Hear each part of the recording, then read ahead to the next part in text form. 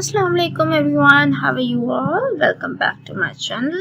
In this video we are going to discuss about determinant of a matrix. Determinant of a matrix find करना बहुत easy है, बस 1 or 2 steps and then you are done. इस video में हम ये भी डिस्कस करेंगे कि कैसे हम सिंगुलर और नॉन सिंगुलर मैट्रिक्स फाइंड कर सकते हैं. So let's start quickly. ये हमारे पास मैंने एक एग्जांपल कंसिडर कर ली ए मैट्रिक्स और हम इसका डिटर्मिनेंट फाइंड कर लेते हैं. ये ए डिटर्मिनेंट का सिंबल होता है. अगर हम किसी मैट्रिक्स को इस तरह से लिखेंगे that means we are going to find the determinant. और तो हम डिटर्मिनेंट फाइंड करने के लिए हम मैट्रिक के स्क्वायर ब्रैकेट को रिमूव करके उस पर लाइंस कंसिडर कर लेंगे. राइट. अब फर्स्ट स्टेप क्या है कि हम 1 को 4 से मल्टीप्लाई करेंगे and then you are going to put a minus and then you are going to multiply 2 by 3. Means 1 यहाँ पे कोई भी नंबर होगा या यहाँ पे कोई भी नंबर होगा, हम उन दोनों को मल्टीप्लाई करेंगे. Then we will put a minus, then हम रिमेनिंग 2 को मल्टीप्लाई कराएंगे. That's it. 4 1s are 4, 3 2s are 6. Our answer is -2. Now क्या हमारे पास आंसर 0 आया है? No, -2 is not equal to 0.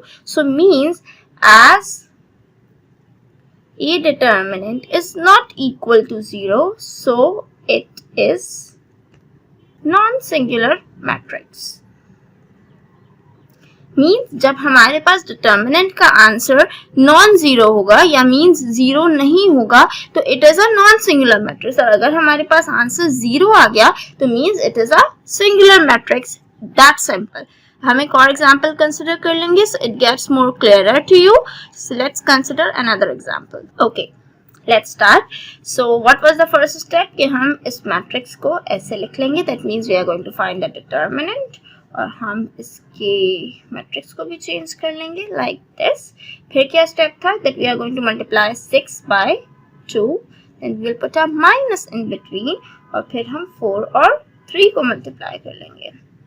So a little bit of solution. 6 2s are 12, 4 3s are again 12, and 12 minus 12, 0. So what we got? 0. And what does this mean? As B determinant is equal to 0, so it is a singular matrix. That simple. अगर non zero आया, 0 नहीं हुआ तो that is a non-singular matrix, and अगर 0 हुआ so it is a singular matrix. See how easy it was. If there is any confusion regarding this topic, so you can ask me in the comment box below. Thank you for watching this video.